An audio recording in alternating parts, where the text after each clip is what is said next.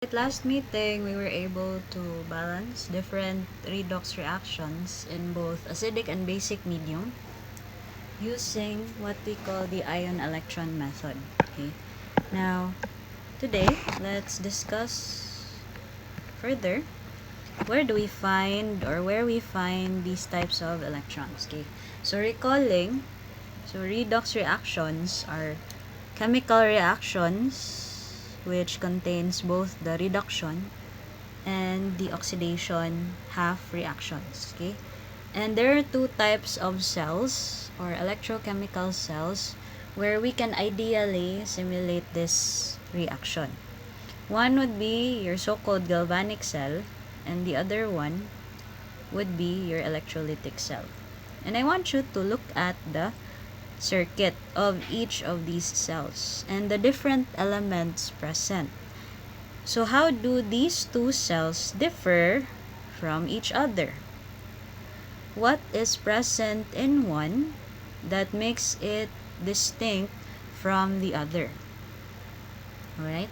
And if you notice, so between the two, there is one major distinction, and that is the presence of your external power source. Okay? And this external power source,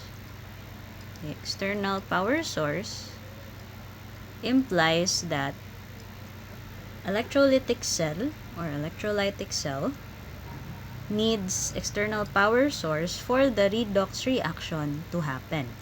Okay, and that is where, by definition, the major difference between galvanic and electrolytic cell is that for galvanic cells, energy is released by spontaneous redox reaction that is converted to electrical energy. Okay, so for your galvanic cell, there is spontaneous, meaning to say it occurs on its own so that you can produce electrical energy. Meanwhile, in electrolytic cell, you need electrical energy so that the redox reaction will happen. That is why electrolytic cell is deemed to be where non-spontaneous redox reaction occur. And that is the major distinction between galvanic and electrolytic cell. And if you notice, they have similar elements such as the presence of an electrolyte, which is a solution. You have your anode and your cathode. So let's have first galvanic cell. Now, as mentioned earlier, galvanic cell is where the energy produced by spontaneous redox reaction can produce electrical energy. Okay? Now, there are different components of your galvanic cell. So, this electrochemical cell is comprised of the following. So, you have your anode, your cathode. These two are major parts of your galvanic cell and electrolytic cell. And these two is both the starting and ending point of your electron transfer. Along these two, or connecting these two, would be a wire. Okay, you have a wire that is connected to, so to confirm the presence of electrical energy, you have your voltmeter, which gives you the reading, how much energy, or how much, perhaps, what is the voltage or reading in voltage produced by the reaction. And from that, this voltmeter is connected to the cathode to form the circuit. So this surrounding solution, remember, this is your electrolyte. Okay, electrolyte in which the ions can exist. Okay, so recalling electrolyte, usually they contain salt in solution, but generally electrolytes, they contain ions in solution, and they are said to be producing or conducting or good conductors of electricity or electric current. In between, you have a salt bridge. Okay. So what does this salt bridge do? And what is its significance in a galvanic cell? Okay. If you notice, salt bridge is present in the galvanic cell, which is represented here, going back. So, represented here by this boundary. So, this boundary here, this is your salt bridge. So, this is the bridge as it suggests. So, it usually contains the electrolyte solution, usually U-shape, so based on its figure. And then this connects the anode and the cathode. Okay, so what's its primary function? So simply, it allows ions to freely maintain free movement, electrical neutrality. Meaning to say, so it allows continuous flow. Okay, salt bridge allows continuous flow.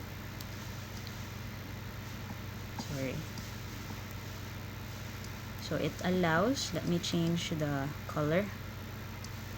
Salt bridge allows continuous flow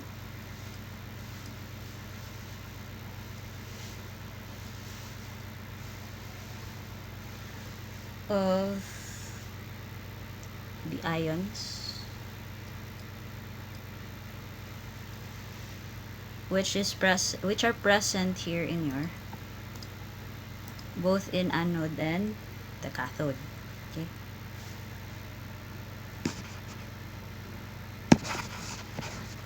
Another term for galvanic cell is your voltaic cell. So volta, voltage associated with the electrical energy produced by the spontaneous reaction. Okay. So a galvanic cell or voltaic cell is any electrochemical cell in which a spontaneous, it occurs on its own without need for external power source. A chemical reaction can be used to generate an electric current. So because there is electric current being generated, so you can measure it with your voltmeter or perhaps an ammeter. Okay. Now, this part of chemistry, so this particular part of or branch of chemistry is what we call your electrochemistry. Okay. So electrochem. And if you notice, there is still energy involved. Okay. So for thermochemistry, which was our previous topic, so we are studying chemical reactions usually involving heat and work, internal energy, and then we are able to quantify it using temperature. At this time, electrochemistry, we study electricity and its relationship or relevance to chemical reactions and vice versa. Okay, so how are these two interconverted? Okay, and now for your galvanic cell, we have a notation to represent the different parts. Okay, now recalling, we know that oxidation, so Leora, oxidation is the loss of electrons, and that substance being oxidized is the reducing agent. Meanwhile, for reduction, you have Geroa. So, reduction is the gain of electrons, and the substance being reduced is the oxidizing agent.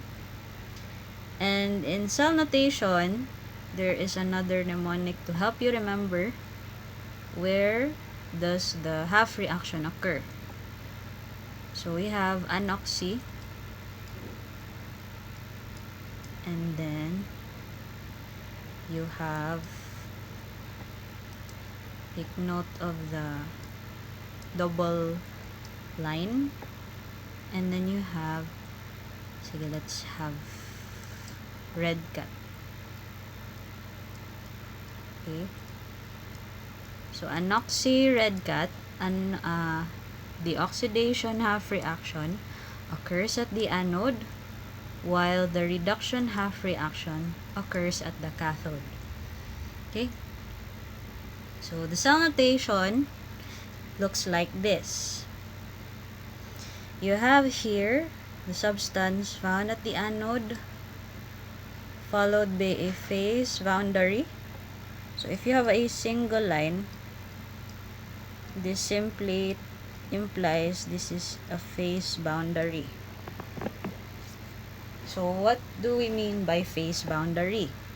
So for example, if we have a chemical substance or species present in the form of solid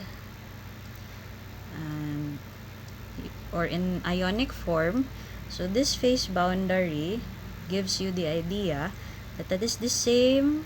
So this phase boundary gives you the idea that that is the same substance, but it is existing in different phases as it proceeds in the reaction. And then you have here a double line that represents the salt bridge. Okay, so this represents the salt bridge. And then you have here at the right side, so you separate again the different phases using a phase boundary. Okay, and then let's have an example to distinguish what is meant by what is present in the anode, the electrolyte of anode, and then we have the salt bridge, electrolyte of cathode, and what is present in the cathode. Okay, so if we go back to our previous specific example wherein you have a copper wire dipped in a solution, silver nitrate, no? So for instance, this is your copper wire. Let's have it somewhat brown. So this is the copper wire dipped in silver nitrate solution. Initially it was colorless. Okay, now copper wire initially exists as solid. Okay, and that's why the half reaction involving copper wire was, so if we recall, copper was solid.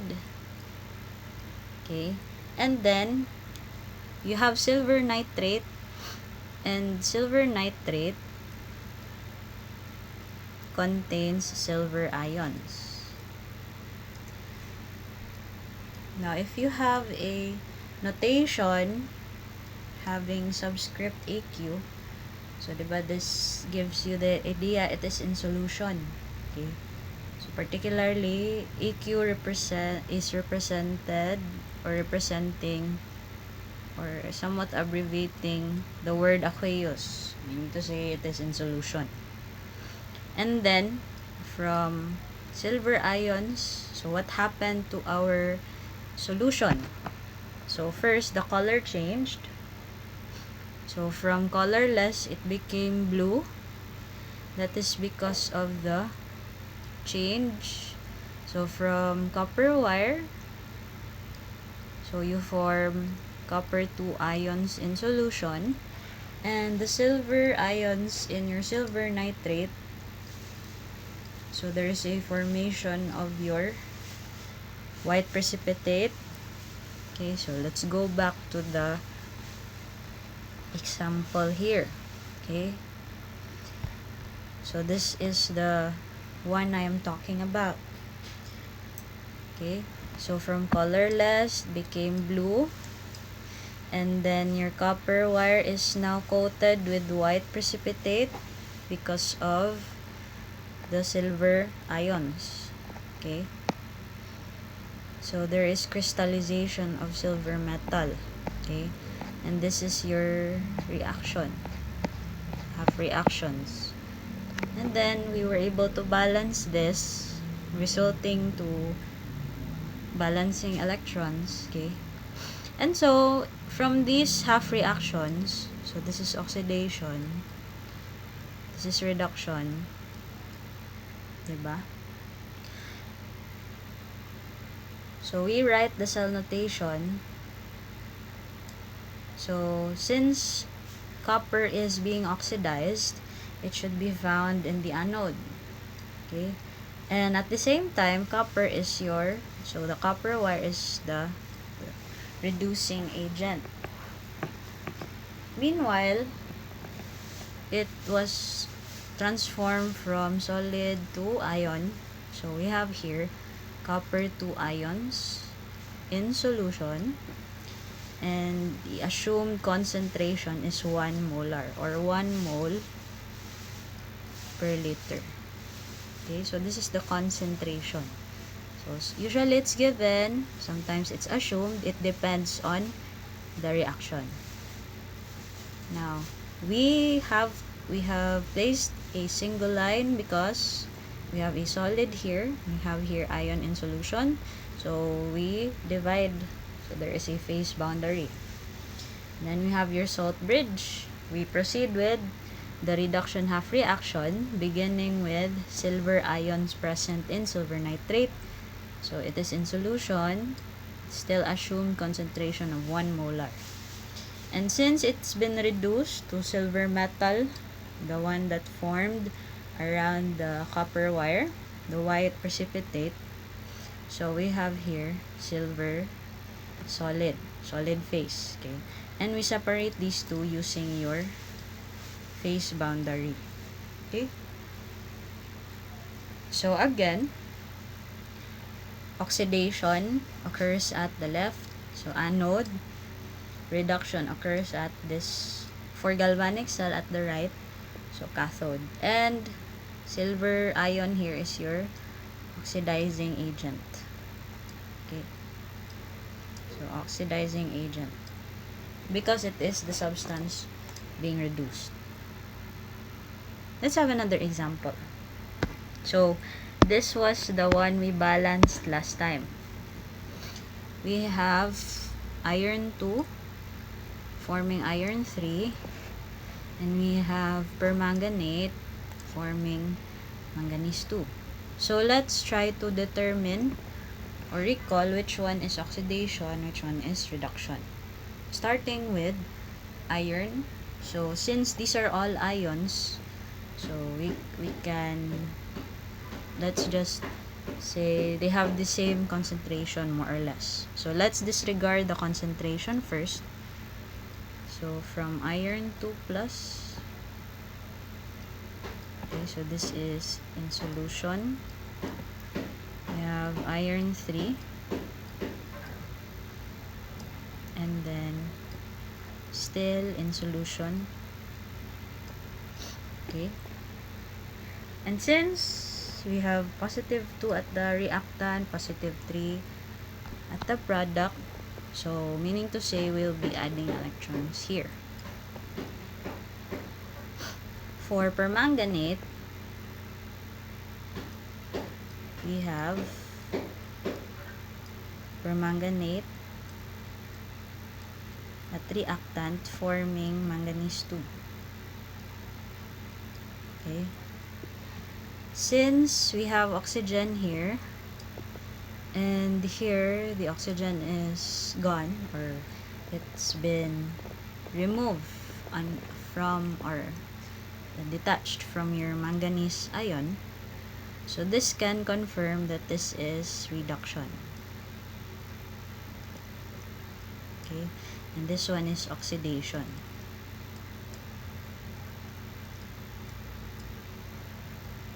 Okay, now this time write the cell notation, the galvanic cell notation of this reaction. So you may pause for a while and then try to see if your answer is correct. Okay?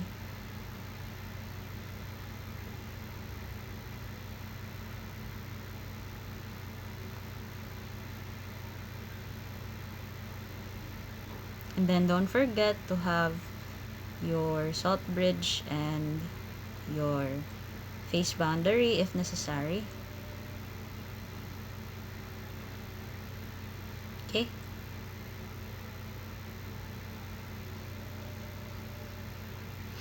So let's try to answer now. Okay. So what's present in the anode? Okay. The half reaction that is present in the anode should be oxidation. Okay, diba? So oxidation is or should be present in the anode. Okay. So we start with the thing that is the substance that is found in the anode. We have iron 2. Okay, since it is aqueous, and then if you notice in iron 3 it is also in solution, we don't write a phase boundary because they are both in solution, diba? So we will not be using or no need for phase boundary, but rather we use a gamma. Okay. Next, we have here to separate the anode from the cathode. Okay. Since we have here permanganate in solution, this is also manganese 2 in solution. So we will be writing permanganate,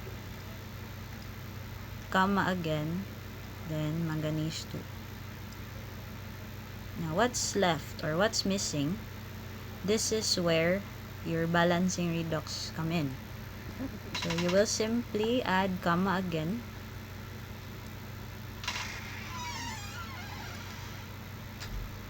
And add your hydrogen ion.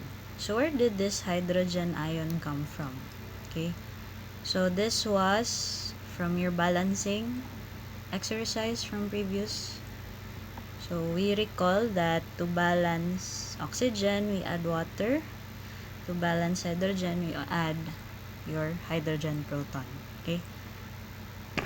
But more or less, this is the concept or the general idea of when to put a phase boundary and when not to put a phase boundary.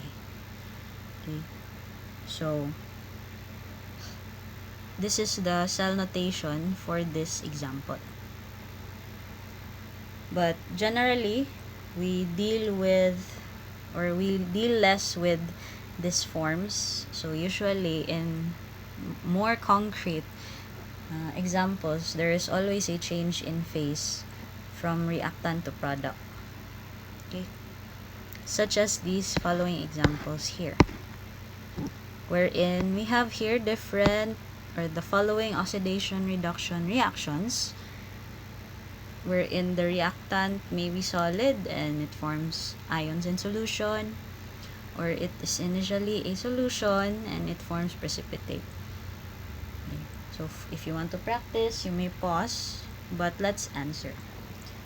For letter A, we have here iron solid plus lead 2 in solution, forming iron 2 in solution and lead solid. So we look at the oxidation number. This is 0. This is positive 2. Positive 2, 0. So here we can say that iron is oxidized. Therefore, this is the reducing agent. And this is reduced. This is the oxidizing agent. So to write the cell notation for letter A, so let me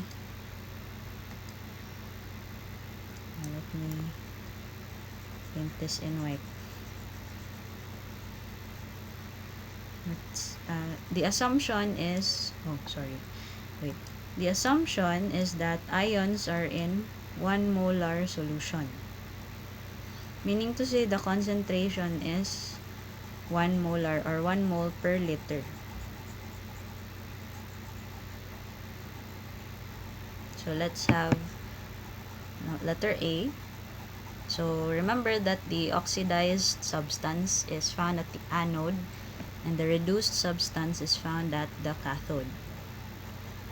So let me just finish this one.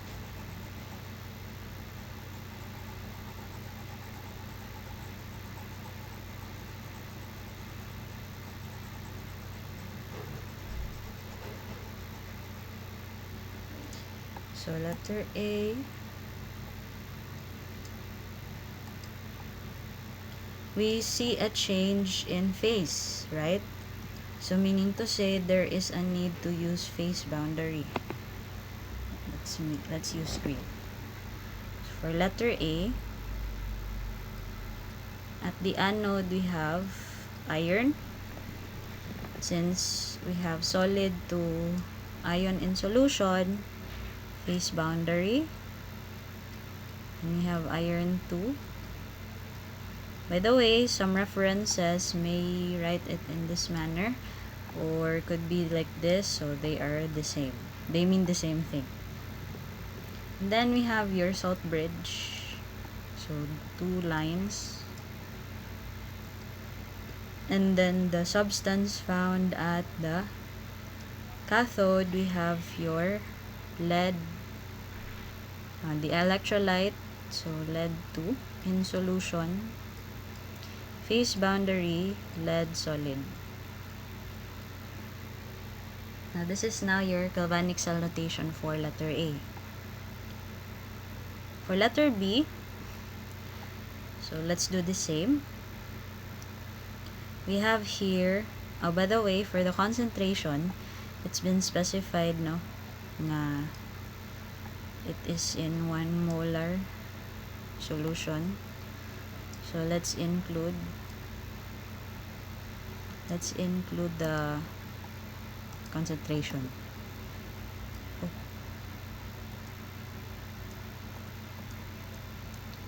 For a while. Okay, let's include the concentration specified. So this should be 1 molar.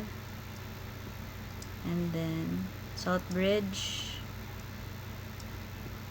Then we have lead 2.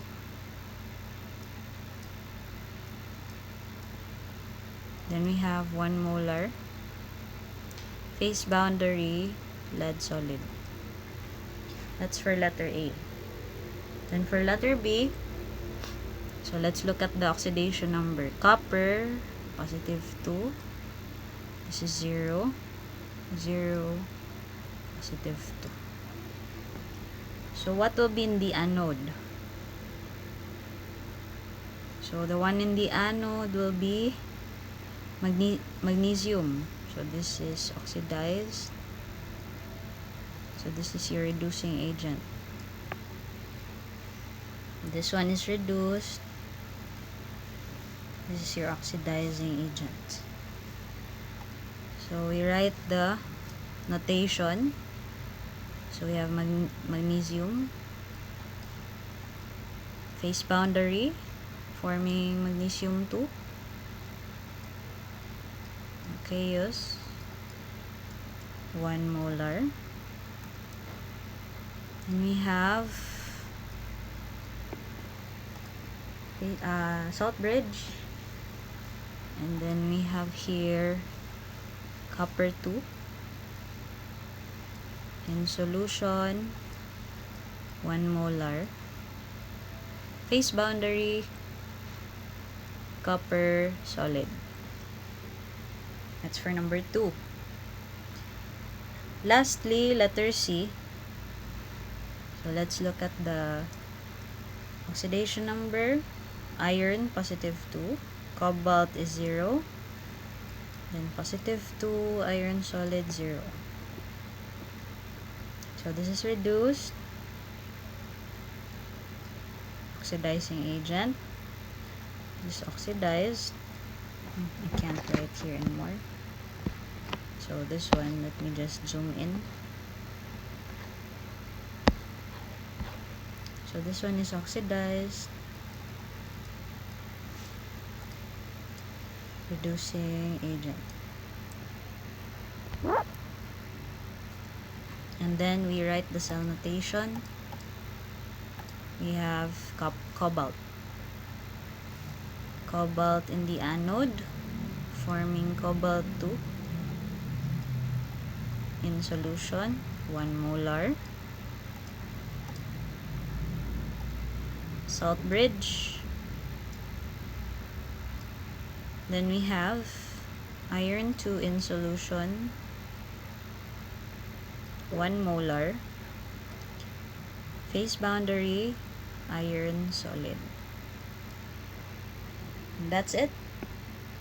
So these are the common examples where there is existence of the substance in different phases, where we write the galvanic cell notation using or within need for phase boundary and salt bridge. Okay, and then how we compare it with examples such as this one. So these are just usually these are not really being encountered because it's more complicated to distinguish. So which part is the ion with or undergoing oxidation, which one is undergoing reduction. It is more concrete to see if we have change in phase.